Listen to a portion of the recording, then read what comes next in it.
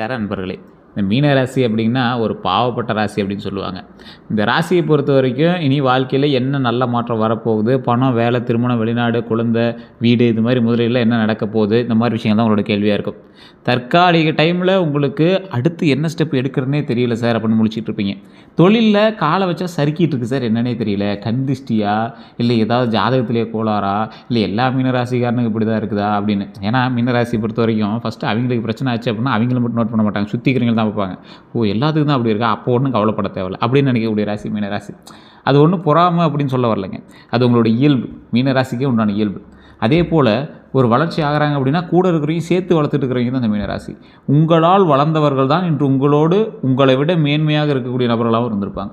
ஏன்னா நீங்கள் வளர்த்து விட்டது அப்படி, நீங்கள் வளர்த்து விட்டதோ அல்லது நீங்கள் ஸ்டெப்பு வழிகாட்டினதோ அதனால தான் இங்கே வந்து உயர்ந்திருப்பாங்க. ஆனால் அந்த உழைப்பு நீங்கள் போட்டது, வளர்ந்தது அவங்க. ஆனால் வந்து கேட்கும் போது என்ன தெரியுமா சொல்லுவாங்க, நீ என்னப்பா பண்ண, நான் அன்றைக்கே சொன்னேன், நீ சொன்னதை நான் செய்யவே இல்லைன்னு, நீ தான் கேட்கவே இல்லை அப்படிங்கிற மாதிரி சொல்லுவாங்க. அதாவது உங்களோட உழைப்பு வந்து அங்கீகாரம் பண்ணிட மாட்டாங்க. இந்த காலகட்டத்தில் தயவு செஞ்சு ஜோதிடம் பாருங்கள். உங்களுடைய ஜாதகத்தை கொண்டு போய் பக்கத்தில் இருக்கக்கூடிய ஜோதிடர்கிட்ட கொடுத்து ஜோதிடம் பாருங்கள்.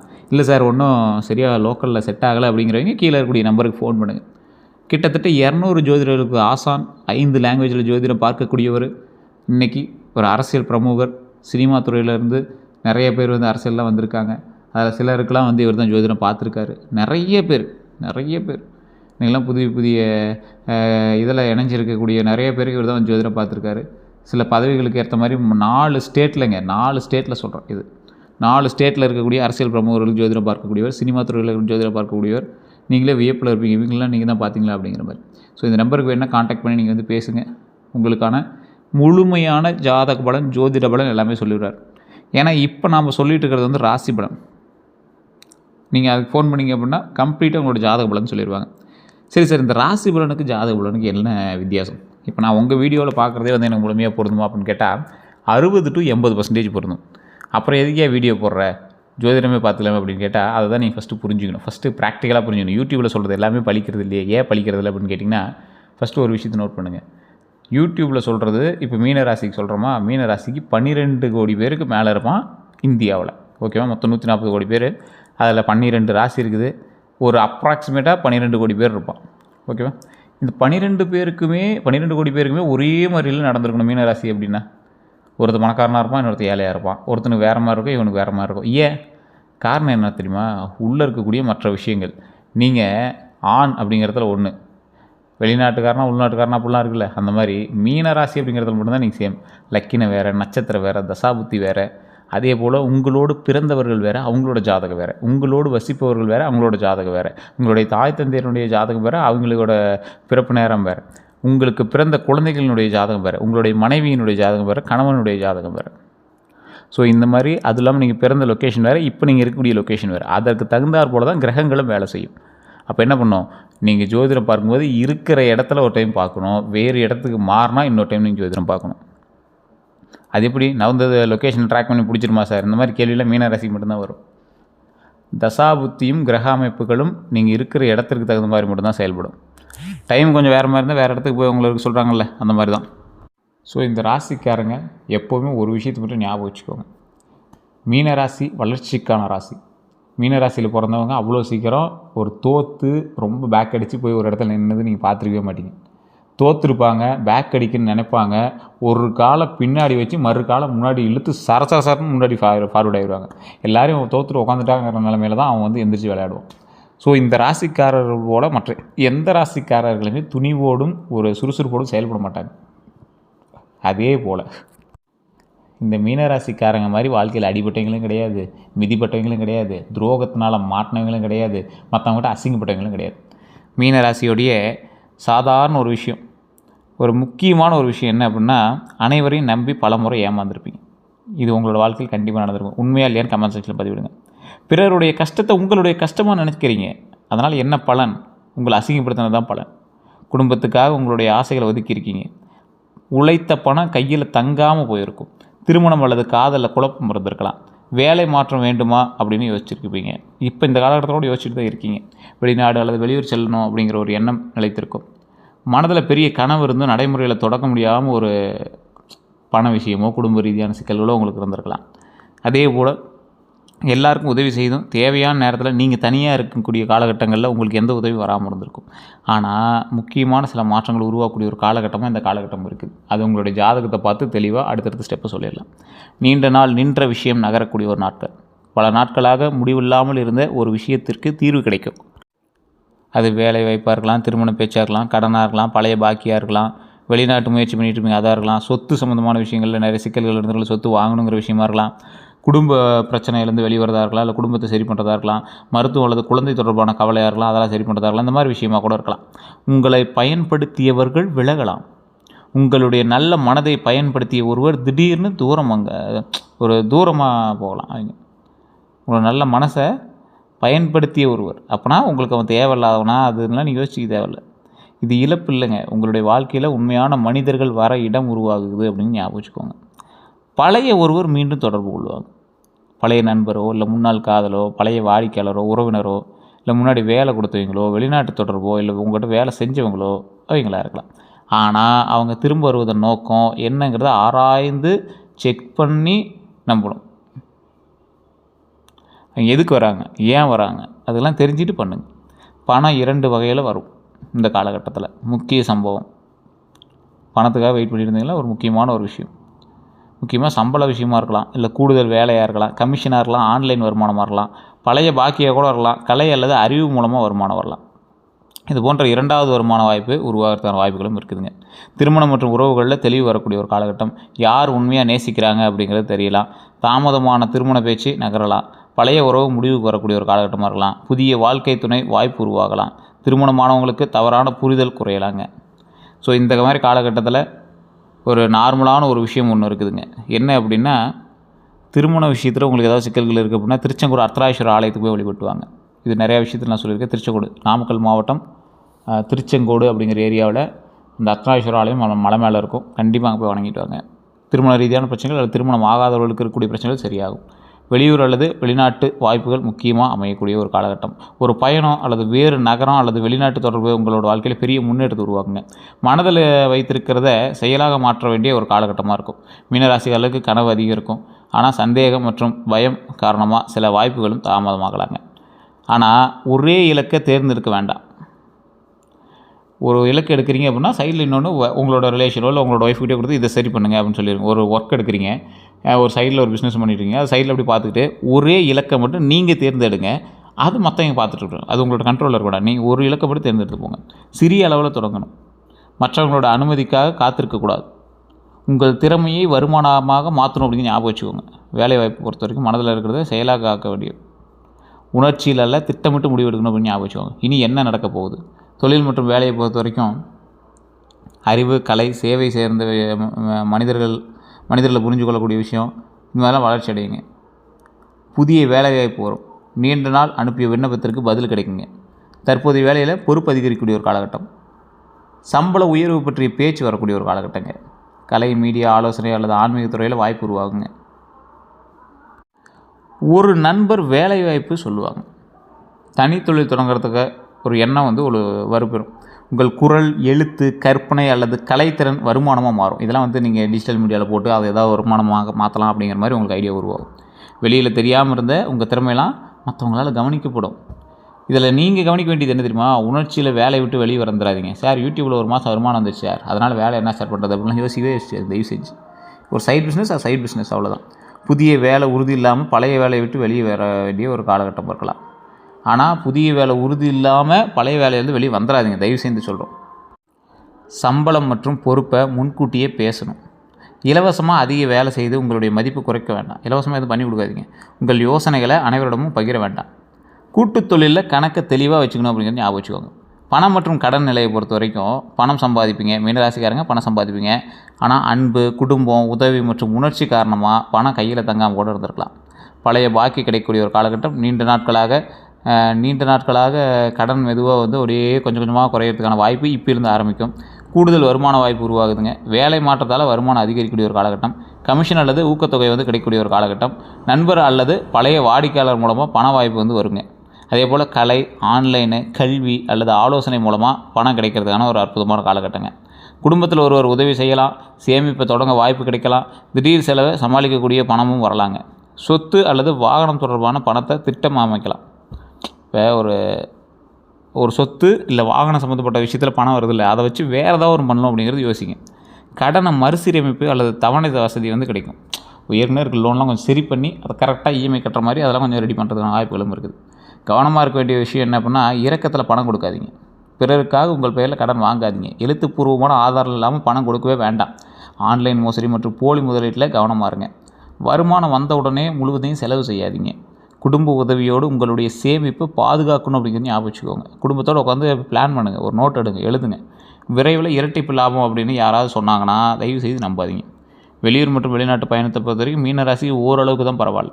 வெளிநாட்டு நிறுவனத்திற்கு வேலை வாய்ப்பு வரலாம், வேறு நகரத்தில் இடமாற்றம் ஏற்படலாம், விசா அல்லது ஆவண முயற்சி நகரலாம், வெளிநாட்டில் இருக்கக்கூடிய நண்பர்கள் உதவி செய்வாங்க, ஆன்லைன் மூலமாக வெளிநாட்டு வாடிக்கையாளர் கிடைக்கலாம்.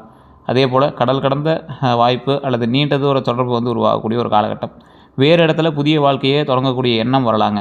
பயணத்தின் போது ஒரு முக்கியமான அறிமுகம் உங்களுக்கு கிடைக்குங்க. அதே போல் வேலை வாய்ப்புக்காக பெரிய முன்பணம் கொடுக்க வேண்டாம். முகவர் மற்றும் நிறுவனத்தை சரிபார்த்து அவங்கள எல்லாமே சரிபார்த்து மட்டும் செய்யுங்க.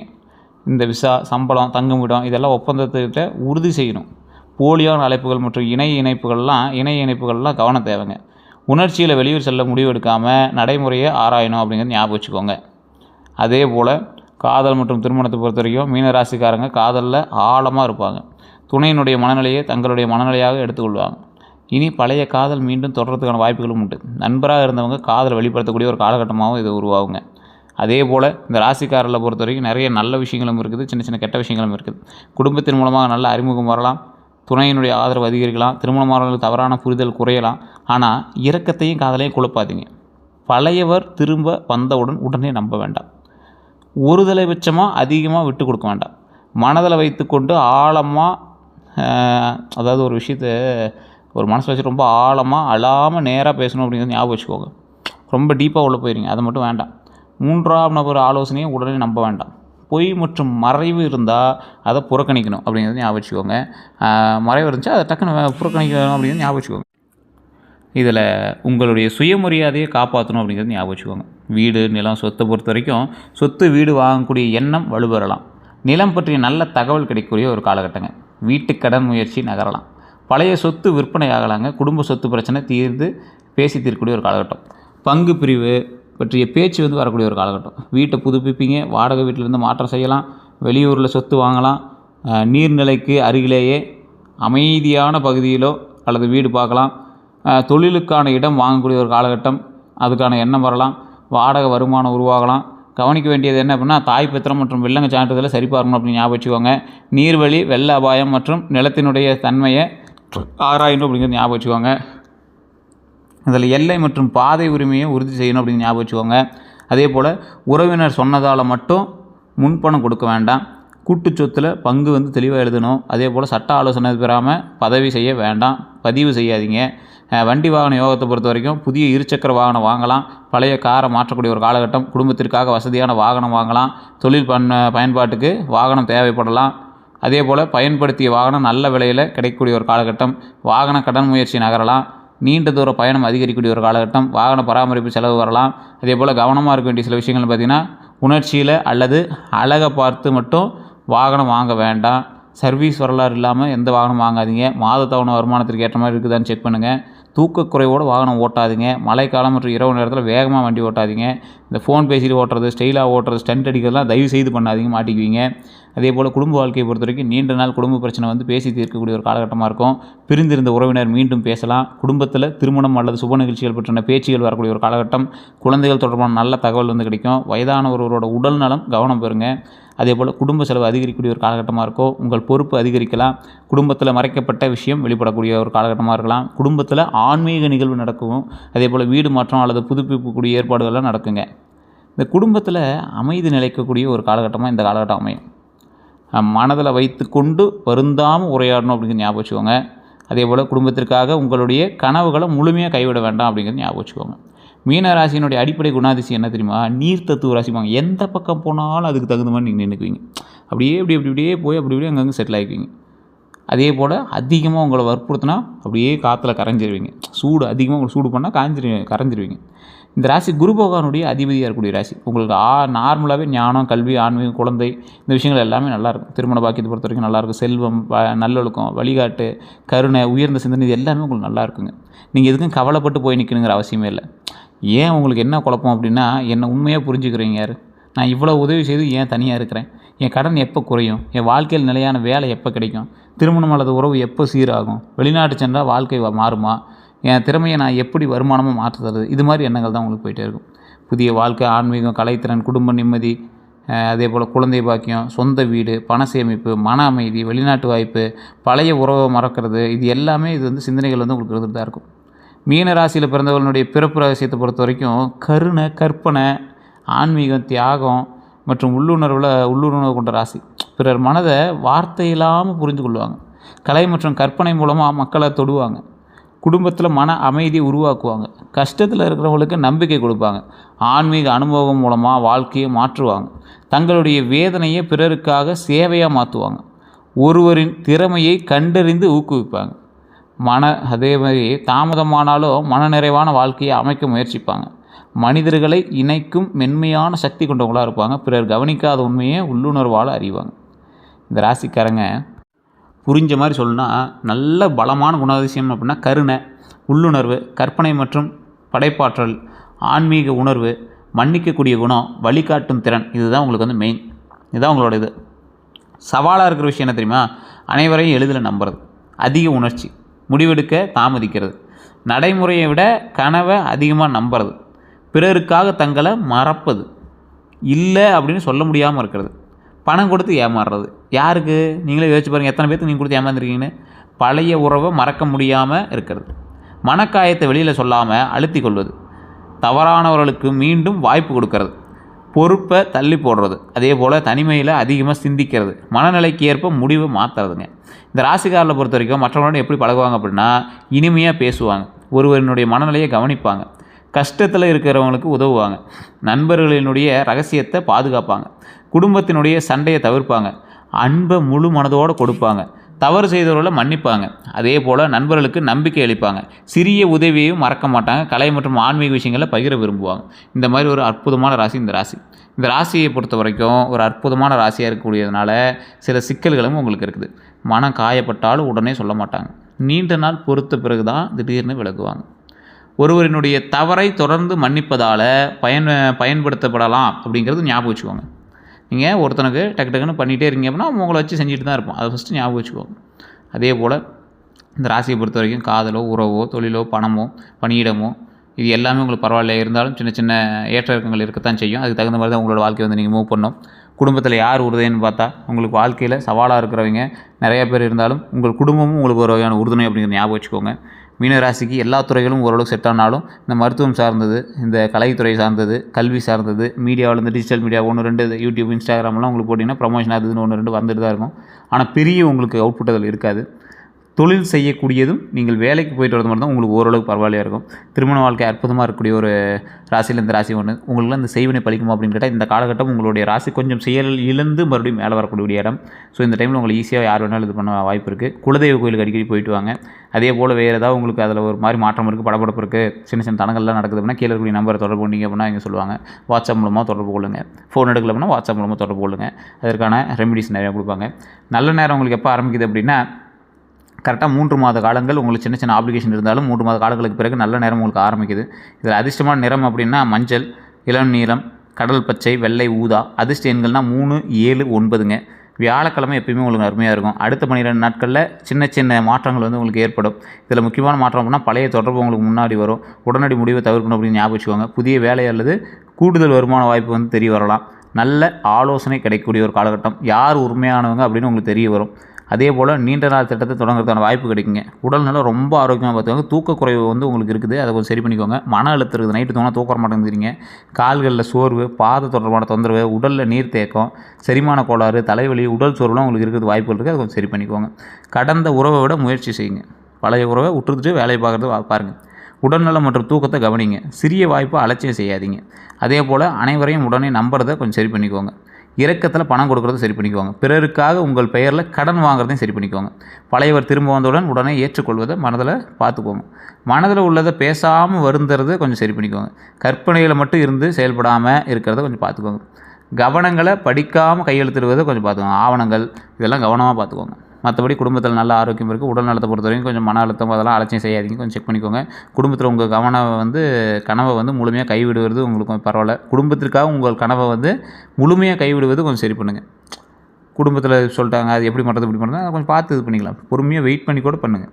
வியாழக்கிழமை குரு பகவான் வழிபடுங்க. தட்சிணாமூர்த்தி வழிபாடு தடைகள் நிவர்த்தி செய்யும். அதே போல் மஞ்சள் மலர்களால் அர்ச்சனை பண்ணிங்கன்னா ரொம்ப நல்லதுங்க. பசியோடு இருக்கிறவங்களுக்கு உணவு வாங்கி கொடுங்க. பசு மாடுகள் மற்றும் மீன்களுக்கு உணவு கொடுங்க. அது ரொம்ப நல்லது. தினமும் சில நிமிடங்கள் தியானம் பண்ணுங்கள். அதே போல் மருத்துவ உதவி தேவைப்படுறவங்களுக்கு இயன்ற உதவிகள் செய்யுங்க. ரொம்ப அற்புதமான ஒரு விஷயமா இருக்குங்க. மற்றபடி வேறு உங்களுக்கு எந்த ஒரு கருத்தாக இருந்தாலும் நீங்கள் கீழே இருக்கக்கூடிய நம்பருக்கு தொடர்பு கொள்ளலாம். உங்களுடைய கருத்துக்கள் எதுவாக இருந்தாலும் மறக்காம கமெண்ட் செக்ஷனில் பதிவிடலாம். நாங்கள் சொன்னது உங்களுக்கு எந்த அளவுக்கு புரிஞ்சு, நாங்கள் சொன்னது சரியா உண்மையா பொய்யா அதை நீங்கள் மறக்காம கமெண்ட் செக்ஷனில் சொல்லுங்கள்.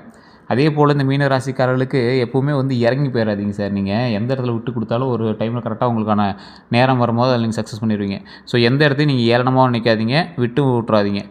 அடுத்த ஸ்டெப் உங்களுக்கு வெற்றி அப்படிங்கிற மைண்டில் ஞாபகம் வச்சுட்டு நீங்கள் மூவ் பண்ணிக்க போனால் கண்டிப்பாக சக்ஸஸ் பண்ணுங்க. மற்றபடி எந்த கருத்துக்களாக இருந்தாலும் மறக்காம கமெண்ட் செக்ஷனில் பதிவிடுங்க. கீழே கூடிய நம்பர் ஃபோன் பண்ணுங்கள். நம்ம சேனல் இது வரைக்கும் ஃபாலோ பண்ணாமல் பார்த்துருக்கீங்க, ஃபாலோ பண்ணிக்கோங்க. ஃபேஸ்புக்கில் சப்ஸ்கிரைப் பண்ணாமல் பார்த்துருக்கீங்க, சப்ஸ்கிரைப் பண்ணிக்கோங்க. யூடியூப்பில் சப்ஸ்கிரைப் பண்ணாமல் பார்த்துருக்கீங்க, சப்ஸ்கிரைப் பண்ணிக்கோங்க. பெல் பட்டன் ப்ரெஸ் பண்ணி ஆல் கிளிக் பண்ணிக்கோங்க. வேறு இதில் பார்த்துருக்கீங்கன்னா ஃபாலோ பண்ணிக்கோங்க. எல்லாருக்கும் நன்றி நண்பர்களே.